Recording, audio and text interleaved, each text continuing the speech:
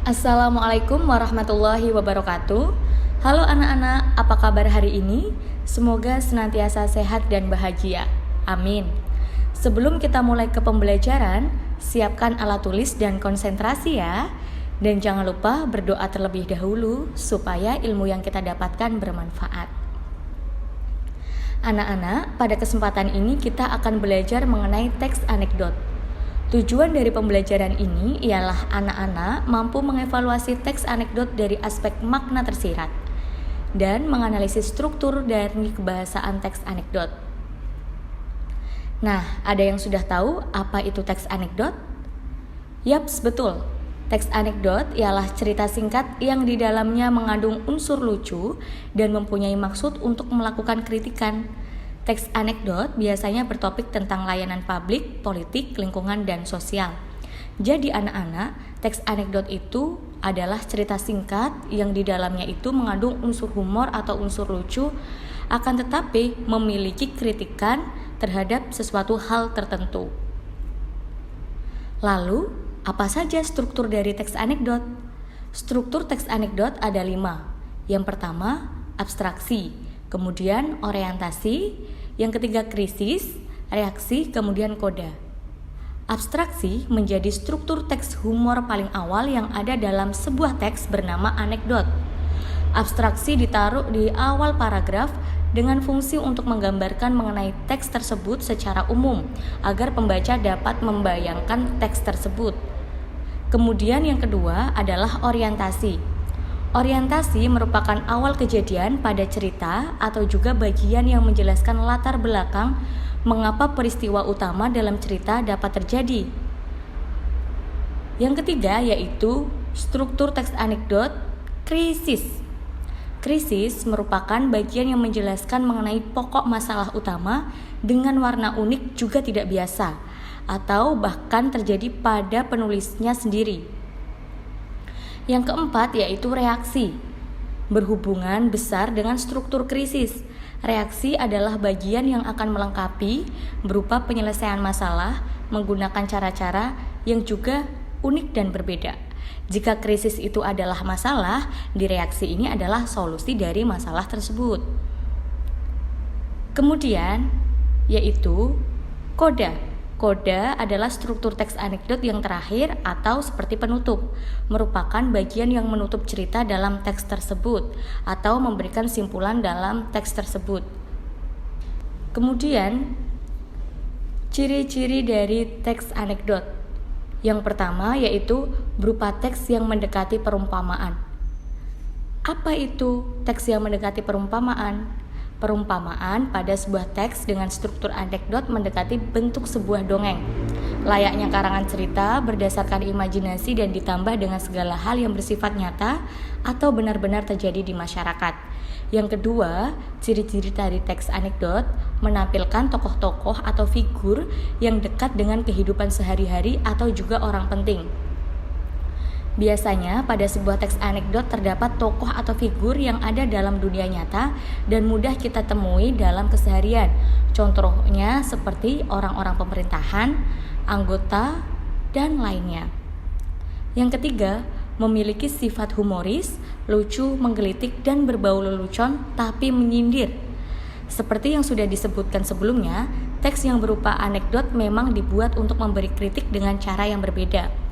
Semacam guyonan yang sengaja dibuat dengan tujuan tertentu seperti menyindir. Biasanya menyindir di sini berkaitan dengan isu sosial dalam negeri yang sudah menjadi rahasia umum. Kemudian ciri yang terakhir yaitu terselip kritikan atau tujuan. Mungkin ini juga dapat menjadi salah satu tujuan dari dibuatnya sebuah teks berbentuk anekdot anak-anak, di mana pembuatnya akan menyelipkan kritik dengan cara yang lebih lucu dan mampu diterima oleh masyarakat. Jadi, dari keempat ciri-ciri tersebut, kita akan mengetahui bahwa suatu teks itu bisa disebut teks anekdot. Seperti itu, anak-anak. Kemudian, kita beralih ke kaidah kebahasaan teks anekdot. Kaidah kebahasaan teks anekdot ada 6. Yang pertama, menggunakan kalimat yang menyatakan peristiwa masa lalu.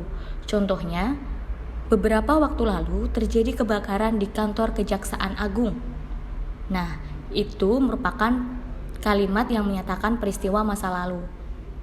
Ataupun bisa juga 2 tahun yang lalu. Nah, seperti itu.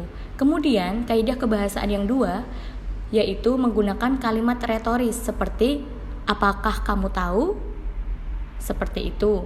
Kemudian yang ketiga, menggunakan konjungsi atau kata penghubung yang menyatakan hubungan waktu seperti kemudian dan lalu. Selanjutnya, kaidah kebahasaan yaitu menggunakan kata kerja aksi seperti menulis, membaca, berjalan, dan sebagainya. Terus yang kelima, kaidah kebahasaan menggunakan imperatif sentence atau kalimat perintah seperti tolong padamkan api yang membakar. Yang keenam, menggunakan kalimat seru, contohnya diam dengan tanda seru. Selanjutnya, kita akan membahas perbedaan antara teks anekdot dan humor. Ada yang sudah tahu apa perbedaannya? Atau sama saja teks anekdot dan teks humor? Karena sama-sama memiliki unsur lucu. Jadi anak-anak, tadi kita sudah membahas pengertian dari teks anekdot. Ada yang masih ingat? Yaps, benar, teks anekdot adalah cerita singkat yang di dalamnya mengandung unsur humor yang memiliki kritik. Sedangkan humor adalah teks lucu yang bertujuan untuk menghibur. Jadi, teks anekdot itu memiliki unsur lucu dan memiliki kritikan untuk sesuatu hal. Akan tetapi, teks humor itu adalah teks yang berisikan humor yang bertujuan untuk menghibur. Nah, ada 3 hal untuk membedakan antara teks anekdot dan juga teks humor. Pertama ialah ide cerita. Ide cerita teks anekdot berasal dari peristiwa nyata, sedangkan ide cerita humor berasal dari rekaan. Nah, yang kedua ialah dibedakan dari isinya. Yang pertama, teks anekdot berisi masalah terkait tokoh publik atau masalah yang menyangkut orang banyak, sedangkan humor berisi masalah kehidupan sehari-hari, masalah umum dan yang biasa kita lalui, seperti itu. Kemudian yang terakhir bisa dibedakan dari fungsi komunikasi. Bagaimana membedakan dari fungsi komunikasi? Nah, teks anekdot itu kan bertujuan untuk menyampaikan kritik atau sindiran secara halus, sedangkan humor bertujuan untuk menghibur. Nah, fungsi komunikasi antara teks anekdot dan juga teks humor itu kan sudah berbeda. Seperti itu.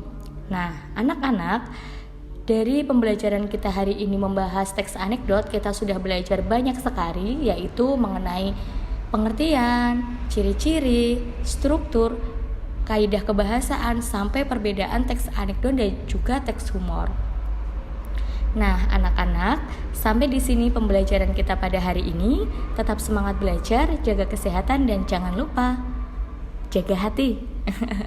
Terima kasih. Wassalamualaikum warahmatullahi wabarakatuh.